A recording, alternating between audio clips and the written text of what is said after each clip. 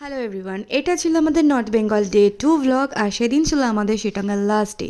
তো আমরা সবাই মোটামুটি ফ্রেশ ট্রেশ হয়ে চলে গেছিলাম ব্রেকফাস্ট রুমে আমাদের সকালের চা আর ব্রেকফাস্ট কমপ্লিট করার জন্য। তারপর শিটংকে গুড বাই করে আমরা বেরিয়ে পড়েছিলাম কালিম্পং যাওয়ার উদ্দেশ্যে। আর কালিম্পং যাওয়ার রাস্তায় পড়েছিল এই দূরপিন মনেস্ট্রি। আর নর্থ বেঙ্গলে ফার্স্ট টাইম কোনো মনেস্ট্রিতে গেলাম আমি, যেটা কিন্তু আমার বেশ ভালো লেগেছে। আর এদিকে সাইট সিন করতে করতে প্রায় তখন আমাদের সন্ধে হয়ে গেছে। আর তখন আমরা ছিলাম ডেলো পাহাড়ে, তো যেখান থেকে আমাদের হোমস্টেটা ছিল প্রায় 7 to 8 কিলোমিটার। আর এদিকে ডেলো পাহাড়েরই কোনো একটা ক্যাফেতে আমরা তখন চা কফি আর একটু স্ন্যাক্স খেয়ে নিয়েছিলাম, দেন বেরিয়ে পড়েছিলাম হোমস্টের উদ্দেশ্যে আবার।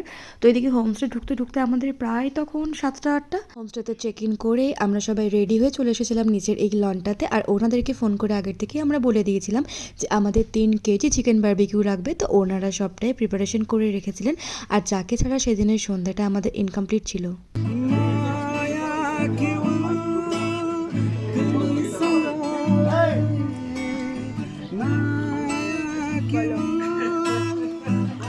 সো তার কথা না বললেই নয়, তো তিনি ছিলেন সেই হোমস্টের কিচেন স্টাফ। তো আমি সেরকমভাবে আর কোনো ভিডিও করিনি, শুধু সেই মোমেন্টগুলোকে এনজয় করেছিলাম। আর এদিকে এত কথার মধ্যে বলতেই ভুলে গেছি যে কালিম্পংয়ের কোন হোমস্টেতে আমরা ছিলাম। তো আমরা ছিলাম কালিম্পংয়ের শান্তুক হোমস্টেতে, যেটা এতটাই সুন্দর ছিল, চারিদিকটা জাস্ট সাজানো। স্পেশালি এই জায়গাটা এতটাই সুন্দর ছিল যে সারাদিন এখানে বসে থাকলে কিভাবে যে দিন পেরিয়ে যাবে বোঝাই যাবে না। তো আমি যদি কখনো আবার কালিম্পং যাই তো আমি নিশ্চয়ই এই হোমস্টেতে আবার যাব। তো আমরা ব্রেকফাস্ট করে বেরিয়ে পড়েছিলাম শিলিগুড়ির উদ্দেশ্যে, কারণ সেদিনেই আমাদের লাস্ট ডে ছিল।